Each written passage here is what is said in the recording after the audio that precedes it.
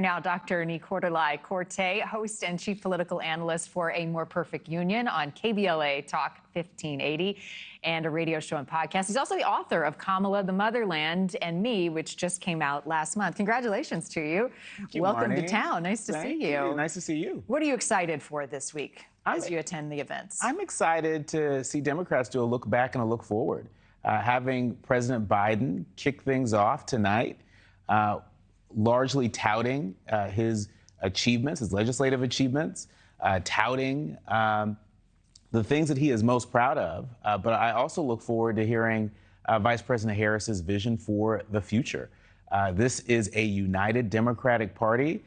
So many folks couldn't have imagined in 3.5 weeks, folks would, sort of get together, fall in line, and also make room for moderates, make room for independents, and even some Republicans. I mean, there are some Nikki Haley voters that are on board for Harris-Walz. And just yesterday, I was in Pittsburgh covering VP Harris, her, bus tour. And I had a chance to talk to some locals in Allegheny County, and they were saying that they're on board for Harris-Walz because of the tone of the campaign, because it seems that she's the one out there providing some solutions. We saw her begin to roll out her economic policy just this week.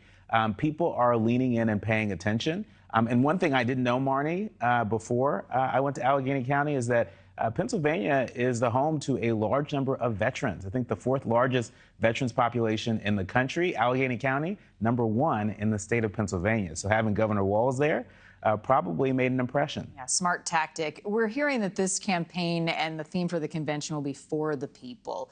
What does that mean? Well, I think it means that this is a party that is welcoming so many of our fellow Americans who feel shut out from the Republican Party.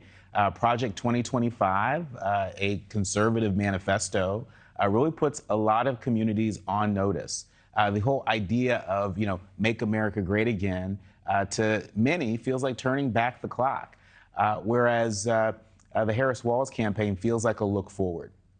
It feels more solutions-oriented. There's a joyfulness, a buoyancy that people feel with that campaign. There's an optimism. And I think you're starting to see that reflected in the polls. I saw just this morning that Harris is leading in 5 of the 7 battleground states. Of course, many of these states are within the margin of error, but that is a remarkable achievement, and it's remarkable momentum in just 3.5 weeks. Yeah. So 2 of the challenges for both of the candidates will be on immigration and how we fix what's going on at the border, and currently the situation in the Middle East. How do you expect the Harris campaign in this national spotlight this week to address those 2 big topics? Well, I think I expect the Harris-Walz campaign to do more listening. So, for example, the Harris campaign just launched Latinos con Harris-Walz, which is an outreach program that will utilize WhatsApp. How many of us knew that over 100 million Latinos, utilize WhatsApp to communicate, right? I certainly didn't know that. And so they'll be using channels like that to communicate their message in a sort of unproduced sort of way. But I think you'll also see more real people stories.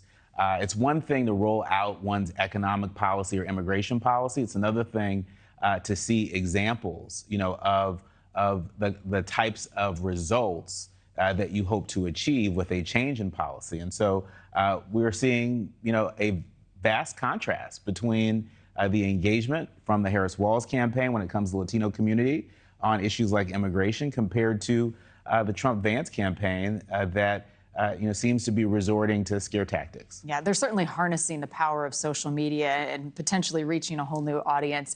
The debate is going to be the next critical moment in this campaign, and Donald Trump has already been launching barbs. There's no love lost between these 2 candidates. If you were advising Kamala Harris going into this debate for preparations, what would you tell her? Well, part of what I've learned about Vice President Harris covering her, both here at home and abroad in Africa, I found her to be a competent, cutting edge, and capable leader of meeting the moment. Her job is to meet the moment. Don't fall for the gimmicks. Tell the people who you are. tell the people what it is that you intend to do. Thank you for watching. Go to newsnationnow.com to find News Nation on your television provider. And don't forget to click the red subscribe button below to get more of News Nation's fact-driven, unbiased coverage.